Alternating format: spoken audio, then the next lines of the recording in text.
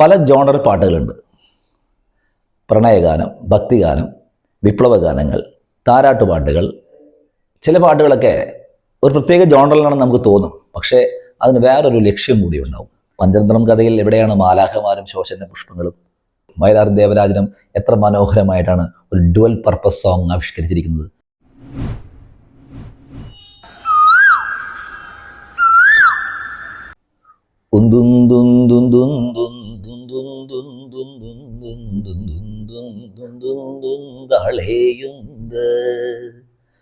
വളരെ പ്രസിദ്ധമായൊരു താരാട്ടുപാട്ടിൻ്റെ ഈരടികളാണ്. ഇതിന് പിന്നിലൊരു കഥയുമുണ്ട്. തിരുവിതാംകൂർ കൊട്ടാരവുമായി ബന്ധപ്പെട്ട ഒരു കഥയാണ്. രാജ്ഞി തൊട്ടിലിൽ കിടക്കുന്ന കുഞ്ഞിനെ ഉറക്കുകയാണ്. രാജാവ് മറ്റൊരാളുമായി ചതുരംഗം കളിക്കുകയാണ്, ചെസ്സ്. അപ്പോൾ രാജ്ഞിക്ക് ചതുരംഗം കളിക്കാൻ നന്നായിട്ട് അറിയാം. രാജ്ഞി കളി ശ്രദ്ധിക്കുന്നുമുണ്ട്. രാജാവ് അപ്പോൾ നടത്തേണ്ട നീക്കം പോൺ, ആളിനെ മുന്നോട്ട് നീക്കുക എന്നുള്ളതാണ്. രാജാവ് പക്ഷേ എന്ത് ചെയ്യണമെന്നറിയാതെ നിൽക്കുകയാണ്. അപ്പോൾ രാജ്ഞി രാജാവിനൊരു സന്ദേശം കൊടുക്കുന്നു. അതിന് ഈ താരാട്ട് മറയാക്കുന്നു. ഉന്ത് ഉന്ത് ഉന്ത്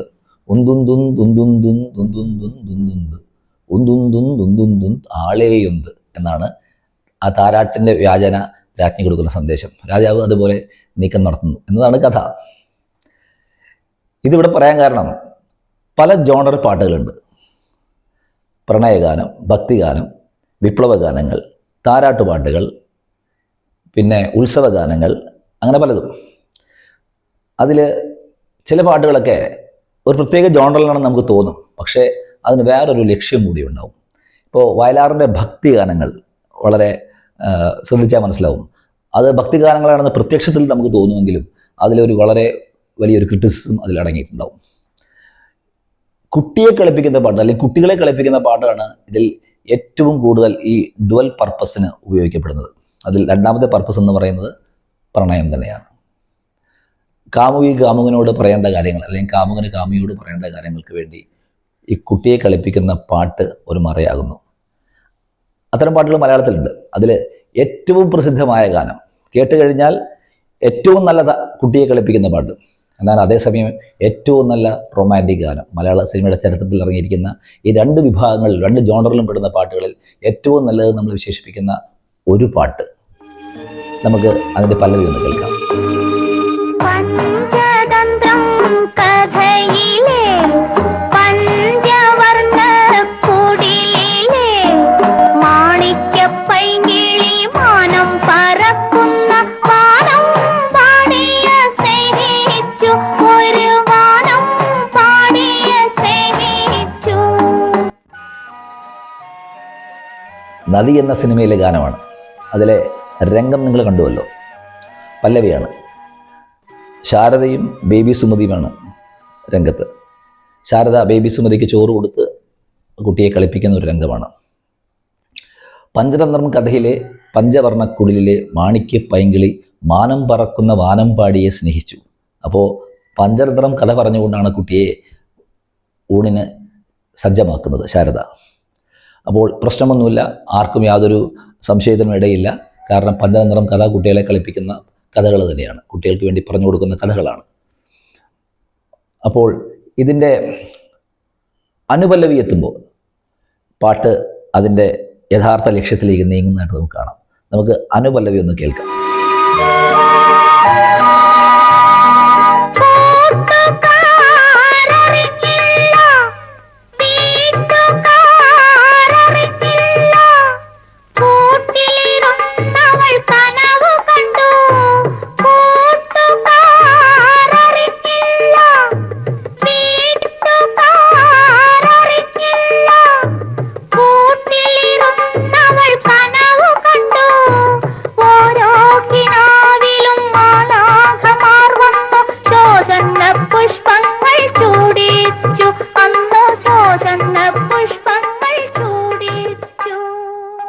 കൂട്ടുകാരറിഞ്ഞില്ല, വീട്ടുകാരറിഞ്ഞില്ല, കൂട്ടിലിരുന്നവൾ കനവ് കണ്ടു, ഓരോ കിനാവിലും മാലാഖമാർ വന്ന് ശോഷന്ന പുഷ്പങ്ങൾ ചൂടിച്ചു, അന്ന് ശോഷന്ന പുഷ്പങ്ങൾ ചൂടിച്ചു. ഈ രണ്ട് വരികളിൽ ഇതിൻ്റെ ഒരു ജോണർ പതുക്കെ മാറുകയാണ്. എങ്ങനെയാണത്? കൂട്ടുകാരറിഞ്ഞില്ല, വീട്ടുകാരറിഞ്ഞില്ല, കൂട്ടിലിരുന്നവൾ കനവ് കണ്ടു, ഓരോ പ്രശ്നവുമില്ല. ഓരോ കിനാവിലും മാലാഖമാർ വന്ന് ശോഷന്ന പുഷ്പങ്ങൾ ചൂടിച്ചു. പഞ്ചതന്ത്രം കഥയിൽ എവിടെയാണ് മാലാഖമാരും ശോഷന്ന പുഷ്പങ്ങളും? അപ്പോൾ നമുക്ക് ഈ ഒരു പദങ്ങൾ എങ്ങനെ വന്നു നോക്കുമ്പോൾ നമുക്ക് ആ സിനിമയുടെ ഒരു സിറ്റുവേഷൻ, കഥ എന്താണെന്നും കൂടെ നമുക്കൊന്ന് നോക്കിപ്പോകാം. ഇത് നദി എന്ന സിനിമയിലെ ഗാനമാണെന്ന് പറഞ്ഞല്ലോ. അത് 1970 ഇറങ്ങിയ ഏറ്റവും നല്ല മലയാള സിനിമകളിൽ ഒന്നാണ്. ഇന്നും നമുക്കത് ആസ്വദിച്ചിരുന്ന് കാണാവുന്നതാണ്. പാട്ടുകളെക്കുറിച്ചൊന്നും പറയേണ്ടതില്ല. അപ്പോൾ ഇതിൻ്റെ ഒരു കഥ എങ്ങനെയാണ്? ആലുവ പുഴയിൽ 2 ക്രിസ്ത്യൻ കുടുംബങ്ങൾ കുളിച്ച് താമസിക്കാൻ വരുന്നു. പണ്ട് ക്രിസ്ത്യൻ കുടുംബങ്ങൾ സമ്മറിൽ ആലുവ പുഴയിൽ കുളിച്ച് താമസിക്കുന്ന ഒരു പതിവുണ്ടായിരുന്നു. അങ്ങനെ വള്ളത്തിൽ കുളിച്ച് താമസിക്കുന്ന 2 ക്രിസ്ത്യൻ കുടുംബങ്ങൾ. ഒരു കുടുംബത്തിലെ അംഗമാണ് ജോണിക്കുട്ടി നസീർ, മറ്റൊരു വള്ളത്തിലെ അംഗമാണ് ശാരദ സ്റ്റെല്ല. നസീറിന് ശാരദയെ ഇഷ്ടമാണ്. നസീർ ഇത് പലതവണ സൂചിപ്പിച്ചിട്ടുള്ളതാണ്. പക്ഷേ ശാരദയുടെ മനസ്സിൽ എന്താണെന്ന് ആർക്കും അറിയില്ല, നസീറിനും അറിയില്ല. അതാണ് സിറ്റുവേഷൻ. പക്ഷേ ഇപ്പോൾ സിനിമ അവസാനിക്കാറായി. ശാരദയുടെ ജീവിതത്തിൽ ഒരു പ്രധാന സംഭവത്തിലേക്ക് നീങ്ങുകയാണ്. മറ്റൊരാളുമായിട്ടുള്ള കല്യാണത്തിൻ്റെ മനസ്സമ്മതത്തിൻ്റെ തീയതി ഉറപ്പിച്ചിരിക്കുകയാണ്. ശാരദയ്ക്ക് നസീറിനോട് ഇഷ്ടമാണ്. അത് നസീറിനോട് പറയുകയും ചെയ്യണം. എങ്ങനെ പറയണം? അവിടെയാണ് കുട്ടിയെ കളിപ്പിക്കുന്ന ഗാനം എന്ന രീതിയിൽ ഈ പാട്ട് കയറി വരുന്നത്. നിങ്ങൾ ശ്രദ്ധിച്ചിട്ടുണ്ടാവും, ഓരോ കിനാവിലും മാലാഖമാർ വന്ന് ശോഷന്ന പുഷ്പങ്ങൾ ചൂടിച്ചു എന്ന് പറയുന്ന ഭാഗത്താണ് ആ രംഗത്ത് നസീറിനെ കാണിക്കുന്നത് തന്നെ. അതുപോലെ നസീറിനെ കാണിക്കുന്നില്ല.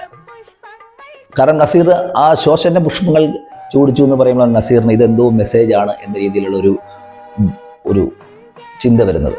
അതാണ് ആ ഡയറക്ടറിൻ്റെ ആ രംഗത്തിനോടുള്ള ബ്രില്യൻസ്, ആ വരികളോടും അദ്ദേഹം ചെയ്തിരിക്കുന്ന നീതിപൂർവമായ ഒരു അപ്രോച്ച്. ഇനി നമുക്ക് അടുത്ത വരികളിലേക്ക് പോകാം. ഇത് അനുപല്ലവിയുടെ തുടർച്ച തന്നെയാണോ അതോ ചരണത്തിന്റെ തുടക്കമാണോ എന്ന് ചോദിച്ചാൽ നമുക്ക് കേട്ടു.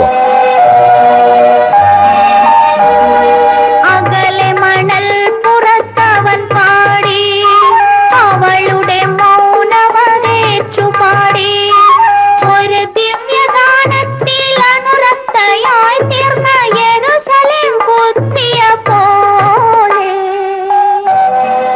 അകലെ മണൽപ്പുറത്തവൻ പാടി അവളുടെ മൗനം അത് ഏറ്റുപാടി ഒരു ദിവ്യഗാനത്തിൽ അനുരക്തയായി തീർന്ന യെരൂശലേം പുത്രിയെപ്പോലെ. ഇതാണ് വരികൾ. ഇവിടെ ആകുമ്പോഴേക്കും കാര്യങ്ങൾ വളരെ വളരെ വ്യക്തം. അകലെ മണൽപ്പുറത്ത് അവൻ പാടി അവളുടെ മൗനം അത് ഏറ്റുപാടി എന്നാണ്. അപ്പം അതുവരെ ശാരദ ഒന്നും പറഞ്ഞിട്ടില്ല. എന്തിനും നസീർ എന്ത് ചോദിക്കുമ്പോഴും മൗനം മാത്രമായിരുന്നു മറുപടി. ആ മൗനം നസീറിൻ്റെ പാട്ടുകളുടെ ഏറ്റുപാട്ടായിരുന്നു എന്ന് കൃത്യമായ സൂചനയാണ് ഇവിടെ കിട്ടുന്നത്. അതുമാത്രമല്ല, അടുത്ത 2 വരികളിൽ ഒരു ദിവ്യഗാനത്തിൽ അനുരക്തയായി തീർന്ന യെരൂശലേം പുത്രിയെ പോലെയാണെന്നുള്ളതാണ്. നോക്കൂ, വയലാറിൻ്റെ ഒരു ബ്രില്യൻസ് നിങ്ങൾ നോക്കൂ. പഞ്ചതന്ത്രം എന്നുള്ള ആ ഫോക്ക് ടെയിലിൽ നിന്ന് ആ പാട്ട് ഒരു ബൈബിളിക്കൽ ഇമേജറിയിലേക്ക് പോവുകയാണ്. ബൈബിളിക്കൽ കൺസെപ്റ്റുകളിലേക്കും കഥകളിലേക്കും പോവുകയാണ്. അപ്പോൾ പഞ്ചതന്ത്രം ഒരു വശത്ത്, ബൈബിളിക്കൽ ഇമേജുകൾ വേറെ വശത്ത്. അതിന് കാരണവുമുണ്ട്. കാരണം ഇതൊരു ക്രിസ്ത്യൻ പശ്ചാത്തലത്തിലുള്ള സിനിമ തന്നെയാണ്. അപ്പോൾ വയലാറിൻ്റെ ആ പദപ്രയോഗം കൊണ്ട് അദ്ദേഹം നടത്തിയിരിക്കുന്ന ആ ബ്രില്യൻസ് ഇവിടെ വളരെ വ്യക്തമാണ്. ഏതായാലും നസീറിന് കൃത്യമായ സന്ദേശം ലഭിച്ചിരിക്കുകയാണ്. ശാരദയ്ക്ക് തന്നോട് ഇഷ്ടമാണ്.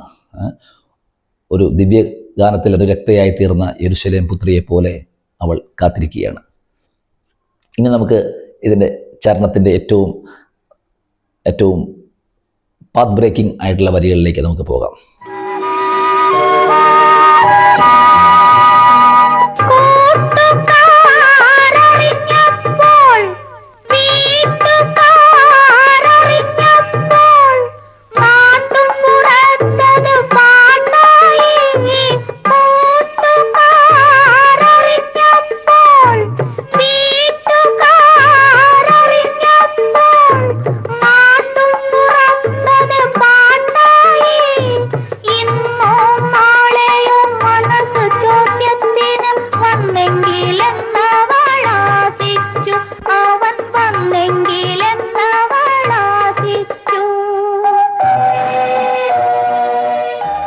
നസീറിന് കാര്യം വളരെ ക്ലിയറായി മനസ്സിലാവുന്നു.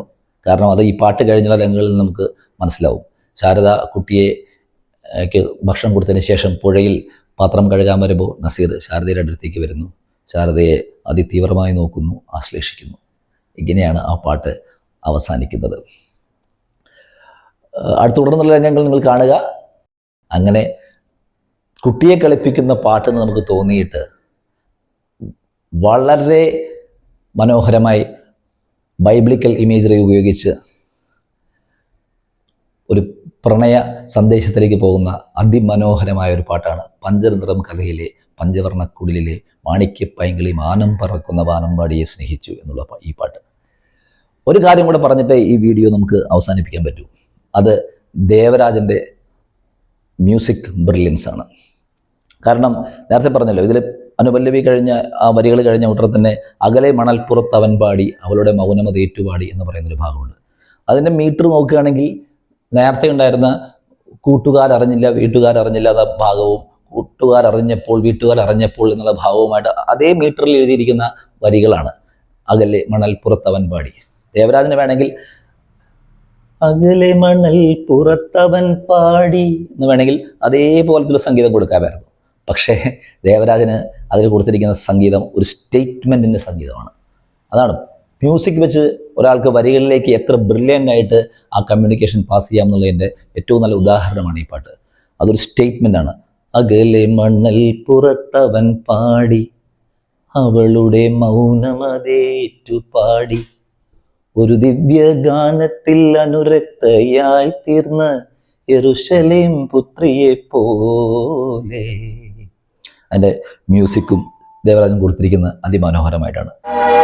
അകലെ മണൽ പുറത്തവൻ പാടി അവളുടെ മൗനമതേറ്റു പാടി ഒരു ദിവ്യഗാനത്തിൽ അനുരക്തയായി തീർന്ന യെരുശലേം പുത്രിയെ പോലെ.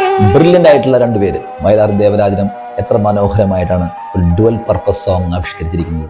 വിൻസെൻ്റ് ആണെങ്കിൽ അതിമനോഹരമായ സംവിധാനത്തിലൂടെ ആ പാട്ടിനോട് നീതി പുലർത്തിയിരിക്കുന്നു.